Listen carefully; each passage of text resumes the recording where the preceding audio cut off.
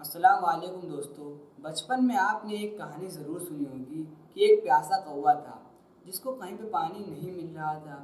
बहुत ही ज़्यादा ढूंढने के बाद उसे एक घड़ा दिखाई देता है, लेकिन उस घड़े में पानी बहुत ही थोड़ा सा होता है। ये कौवा काफ़ी देर तक सोच में पड़ जाता है और सोचता रहता है। काफ़ी देर सोचने के बाद वो एक सुझाव निकालता है और पास ही पड़े हुए पत्थरों को उस घड़े में डालना शुरू कर देता है। धीरे धीरे धीरे कौवा पत्थर डालता जाता है और पानी ऊपर आता जाता है। कौवा तब तक पत्थर डालता रहता है जब तक कि पानी एकदम ऊपर नहीं जा जाता और उसकी चोंच आराम से वहाँ तक पहुँच जाती है और वो पानी पी लेता है। दोस्तों, इस कहानी पर बहुत सारे कार्टून बने हैं। बच्चों को समझाने के लिए कहानी बहुत ही अच्छी है, लेकिन क्या आप जानते हैं ये कहानी बिल्कुल ही झूठ है। कौवा कभी प्यासा मर ही नहीं सकता। उसके दुश्मन प्यासे मर सकते हैं, लेकिन कौवा कभी भी प्यासा मर नहीं सकता है, क्योंकि कौवा एक ऐसा जानवर है जिसे अल्लाह ने खास सलाहियत और अक्ल दी है। कौवा कॉर्विडिया खानदान का हिस्सा है। इस खानदान में 133 अलग अलग कौवे की नस्लें हैं। अगर आपको इन नस्लों के बारे में ज़्यादा जानकारी चाहिए तो आप इन दो किताबों का मुताला कर सकते हैं, जिसमें से नंबर 1 पे आती है the crows study of the corvidae of Europe, जिसको लिखा है जैन हैसिंग और इसको छपवाया था हैमलिन पब्लिशिंग ग्रुप ने 1970 में।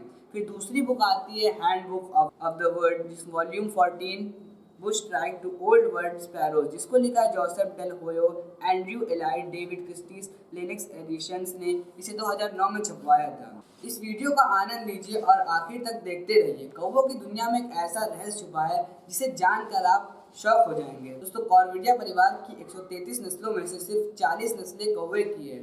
चलिए पहले इनके बारे में जानते हैं। मैं आपको एक एक करके इनका नाम बताऊंगा और इनका साइंटिफिक नाम भी बताऊंगा और इनकी तस्वीरें भी दिखाता जाता रहूँगा। तो आपको जो ये स्क्रीन पर तस्वीर दिख रही है, ये हाउस क्रो, जो कि आमतौर पर हमें अपने घरों के पास दिख जाते हैं। इनका साइंटिफिक नाम है कॉर्वस स्प्लेंडेंस। फिर दूसरे नंबर पर जो आपको तस्वीर दिख रही है स्क्रीन पर, इसका नाम है कैरियन क्रो। इसका साइंटिफिक नाम है कॉर्वस कोरोन। फिर तीसरे नंबर पर आती है हुडूड क्रो, जिसका साइंटिफिक नाम है कॉर्वस कॉर्निक्स। फिर चौथे नंबर पे आती है अमेरिकन क्रो, जिसका साइंटिफिक नाम है कॉर्वस ब्रेचरिचिस। फिर पाँचवें नंबर पे आती है लार्ज बिल्ड क्रो, जिसका साइंटिफिक नाम है कॉर्वस मैक्रोनिक्स। फिर छठे नंबर पे आती है पीड क्रो, जिसका साइंटिफिक नाम है कॉर्वस एल्बस। फिर सेवेंथ नंबर पे आती है कॉमन रेवन, इसका साइंटिफिक नाम है कॉर्वस कोरेक्स। आठवें नंबर पे आती है चिहुआहुआ रेवन, जिसका साइंटिफिक नाम है कॉर्वस क्रिप्टोलिसस। फिर 9वें नंबर पे आती है ब्राउन नेक्ड रेवन, जिसका साइंटिफिक नाम है कॉर्वस रूफिकोलिस। फिर 10th नंबर पे आती है फैन टेल्ड रेवन, जिसका साइंटिफिक नाम कॉर्वस रिफिड्यूरस है। फिर 11वें नंबर पे आती है ऑस्ट्रेलियन रेवन, जिसका साइंटिफिक नाम कॉर्वस क्रोनोइडिस है। फिर 12th नंबर पे आती है लिटिल रेवन, जिसका साइंटिफिक नाम कॉर्वस मैलियर है। फिर 13 नंबर पे आती है फॉरेस्ट रेवन, जिसका साइंटिफिक नाम कॉर्वस टेस्मेनिसस है। फिर 14 नंबर पे आती है टॉरिसियन क्रो, जिसका साइंटिफिक नाम कॉर्वस ओरू है। 15 नंबर पे आती है लिटिल क्रो, जिसका साइंटिफिक नाम कॉर्वस बेनेटी है। फिर 16 नंबर पे आती है बिस्मार्क क्रो, जिसका साइंटिफिक नाम कॉर्वस इंसुलेरिस है। फिर 17 नंबर पे आती है न्यू कैलिडोनियन क्रो, जिसका साइंटिफिक नाम कॉर्वस मेनिड्यूलेट्स है। फिर 19 नंबर पे आते हैं हवाई क्रो, जिसका साइंटिफिक नाम कॉर्वस हवाइनिसिस है। फिर 20 नंबर पे आती है मारियन क्रो, जिसका साइंटिफिक नाम कॉर्वस क्यूबेरी है। फिर 21 नंबर पे आती है स्लेंडर बिल्ड क्रो, जिसका साइंटिफिक नाम कॉर्वस एंसा है। उसके बाद 22 नंबर पे आती है ईस्टर जंगल क्रो, जिसका साइंटिफिक नाम कॉर्वस है। फिर 23 नंबर पे आती है इंडियन जंगल क्रो, जिसका नाम कॉर्वस क्यूलिमिनेटस है। फिर 24 नंबर पे आती है लार्ज बिल्ड क्रो, जिसका साइंटिफिक नाम कॉर्वस मैक्रोहिंसस है। फिर 25 नंबर पे आती है सोमाली क्रो, जिसका साइंटिफिक नाम कोरस एरिथी है। फिर 26 नंबर पे आते हैं मेसोपोटामियन क्रो, जिसका साइंटिफिक नाम कॉर्वस कॉर्निक्स सैपिलियनस है। फिर 27 नंबर पे आती है डाउरियन जैकडो, जिसका साइंटिफिक नाम कॉर्वस ड्यूरिसस है। फिर 28 नंबर पे आती है उर्सियन जैकडो, जिसका साइंटिफिक नाम कॉर्वस मोन्यूला है। फिर 29 नंबर पे आती है रुक, जिसका साइंटिफिक नाम कॉर्वस फ्यूगिलियस है। फिर 30 नंबर पे आते हैं एल्फिन क्रो, जिसका साइंटिफिक नाम प्रियोकोरस ग्रैक्यूलस है। फिर 31 नंबर पे आती है रेड बिल्ड क्रो, जिसका साइंटिफिक नाम फेरोक्रॉस फेरोक्रस है, यानी 2 बार फेरोक्रस है। फिर 32 नंबर पे आती है व्हाइट नेक रेवन, जिसका साइंटिफिक नाम कॉर्वस एल्बिकोलिस है। फिर 33 नंबर पे आती है थिक बिल्ड रेवन, जिसका साइंटिफिक नाम कॉर्वस पैसिलोस्ट्रिस है। फिर 34 नंबर पे आती है फिश क्रो, जिसका साइंटिफिक नाम कॉर्वस ओसिफेगस है। फिर 35 नंबर पे आती है नॉर्थ वेस्टर्न क्रो, जिसका साइंटिफिक नाम कॉर्वस क्योरिनियस है। फिर 36 नंबर पे आती है पाइपिनिंग क्रो, जिसका साइंटिफिक नाम कॉर्वस टिफिकस है। फिर 37 नंबर पे आती है बेंगाई क्रो, जिसका साइंटिफिक नाम कॉर्वस यूनिकलर है।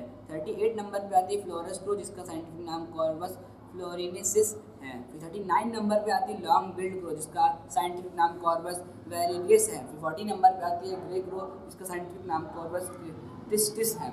दोस्तों अब हम बात करेंगे हाउस क्रो की, जो हमारे घर के आसपास में काफ़ी आसानी से पाई जाती है। दोस्तों इसकी खासियत ये है कि इसकी छाती और गर्दन का रंग भूरा और बाकी शरीर काला है। घरेलू कौवा हाउस क्रो बहुत ही दिमाग वाले होते हैं। ये ना ही सिर्फ पेड़ों की छोटी मोटी तिनके बल्कि लोहे के तार का भी इस्तेमाल करते हैं अपना घोंसला बनाने के लिए और खाने को निकालने के लिए। एक कौवे ने 2 किलो वजनी लोहे के छोटे तारों से, जिनका इस्तेमाल शटरिंग के काम में किया जाता है, उससे अपना घोंसला बनाया। कौवे के दिमाग में लगभग 1.5 बिलियन न्यूरॉन पाए जाते हैं, जो कि बंदरों की प्रजातियों के बराबर है। एक बार कौवे के साथ एक गेम खेला गया, जिसमें लकड़ी के सहारे कौवे को 8 पत्थरों को निकालकर बारी बारी डिब्बों में डालना था। कौवा लकड़ी के सहारे सारे पत्थरों को निकालता और बारी बारी से डिब्बे में डालता। जब वो सारे पत्थरों को डिब्बे में डाल देता तब उसे खाना दिया जाता, अगर वो नहीं डालता तो उसे खाना नहीं दिया जाता। जब खेल शुरू हुआ तो कौवे ने लकड़ी की तीली उठाई और पत्थर को निकाला और बारी बारी पत्थर को डिब्बे में डालना शुरू कर दिया। जब 8 पत्थर डिब्बे में चले गए तब उसको खाना दे दिया गया।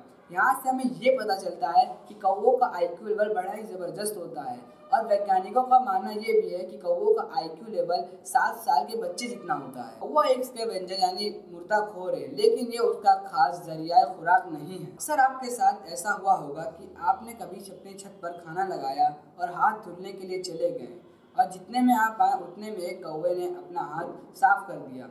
अगर आप रोज़ाना छत पर खाना खाते हैं तो यकीन जानिए कि ये आपके खाने का टाइम टेबल जानता है, और अगर आप दिन के हिसाब से अलग अलग डिश खाते हैं तो ये आपके डिश का भी टाइम टेबल जानता है और अपनी पसंदीदा डिश वाले दिन ये आपसे भी पहले उस जगह पे पहुंच जाता है। और कचरे गाड़ियों का टाइम टेबल और गोश्त और सब्जी का टाइम टेबल और जहाँ जहाँ उनकी खुराक भरपूर मात्रा में उन्हें मिल जाती है वह उन जगह का टाइम टेबल खूब अच्छे से जानते हैं। ये बीज, फल, गोश्त, मुर्दा परिंदा और जानवर, यहाँ तक कि इंसानी लाश को भी नोचता है और छोटे चिड़ियों के बच्चे और अंडों को भी खा जाता है। कौवा परिंदों की दुनिया का सलमान खान है, जिसे अपनाता है तो दिल से अपनाता है और जिसे फेंकता है तो दिल से फेंक देता है। ये एक सोशल परिंदा है, यानी कि अपने गिरोह के साथ रहता है। अगर आप इसे एक बार पत्थर मार दे तो ये और इसका खानदान आपको जब भी देखेगा तो ज़रूर कोसेगा। और अगर आपने गलती से एक कौवा मार दिया तो ये समझ लीजिए कि आपने अपने पीछे एक टीन का डिब्बा बांध लिया और ये सारी ज़िंदगी आपके पीछे बचता ही रहेगा। ये ना सिर्फ इंतकामी जज्बात रखते हैं बल्कि आने वाली नस्लों को भी आपके हुलियात से वाकिफ़ कर देते हैं। अगर आप कहीं से गुजर रहे हैं और बहुत ज़्यादा खामोशी है और आपका दोस्त आपके साथ है और कौवों का हुजूम आप पर मंडराने लगा और कां का करने लगा, तो समझ लीजिए आपके संगी दोस्त ने कुछ पत्थर कौवों को मारे हैं। इनकी याददाश्त बहुत ही ज़बरदस्त होती है। दोस्तों आज के लिए ही सिर्फ इतना ही, मिलते हैं अगली वीडियो में। अस्सलाम वालेकुम।